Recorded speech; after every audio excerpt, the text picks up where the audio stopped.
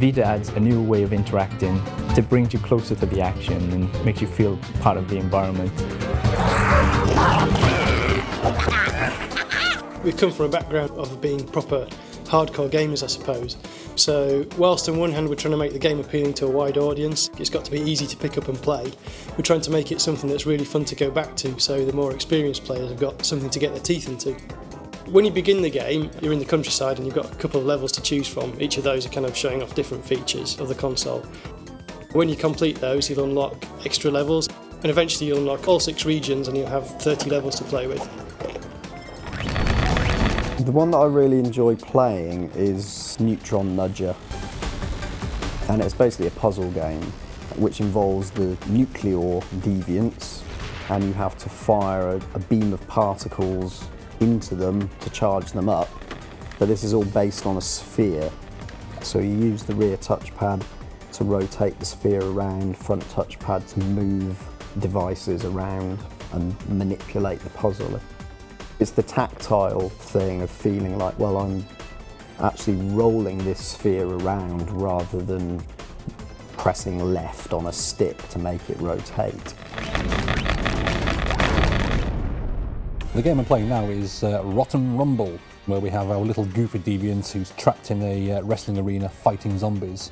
And this is a game that makes use of the rear and the front touch mechanic together to develop what we call the pinch mechanic, where the actual ring itself is deformed almost like a rubber ring, and you can use that to ping the goofer round and hit the various zombies. Again, it's a very natural, very simple control mechanism that still allows a huge degree of control over where you want your little character to go.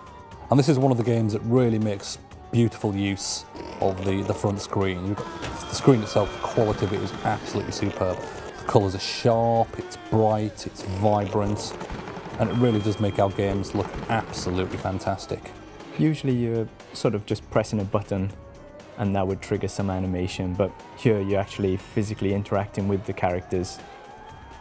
I guess it brings you closer to the action and makes you feel part of the environment. It's certainly got that sense of immediacy. A lot of that's down to the actual power of the Vita, the hardware capabilities it's got, that we can do all of these things in real time, and it's very, very responsive. There is absolutely no lag whatsoever. All the games run at 60 frames, so they all look beautifully smooth, brilliant colours, and it really does absolutely show off the fine work that our artists have done in creating these backgrounds, models and characters. As much as possible, we try to make this a social game. We like to encourage a lot of friendly competition there. You can compete against everybody around the world, and you can also send challenges to your friends. I can send you a challenge because I've got 20,000 points on Bots Blast, and you're travelling on the bus somewhere.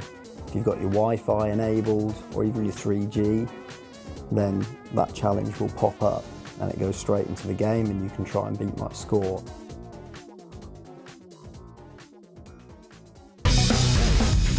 Okay, so the game I'm playing now is Depth Dive, and this is a game that uses the tilt mechanic to guide the deviant down as it drops down through the caves. The artists have done a fantastic job with these environments, very different looking, but very kooky, but still very easy to see what's going on. The controls are a simplicity itself. You're just tilting the console in the direction that you want your little blobber deviant to fly. So it's very, very responsive. It's very easy to glide this little fellow around corners at speed. And as you progress through the caves themselves get more and more twisty. You've got gusts of wind you have to try and avoid, other obstacles like whirlwinds, all the while picking up the stars and racing down to the bottom as fast as you can before the timed bomb explodes. Beautiful little game, so easy to play and a lot of fun. It's a great portable game to match the Vita and really shows off what the Vita can do. You got similar power to the previous home consoles, but in a portable device, but with all these new interfaces on it as well. The new modes of interacting that we have with these devices can radically change the types of games that we can do. I kind of like that we're making a game that just doesn't use It's a PlayStation game that doesn't use anything that's traditional in terms of PlayStation controls.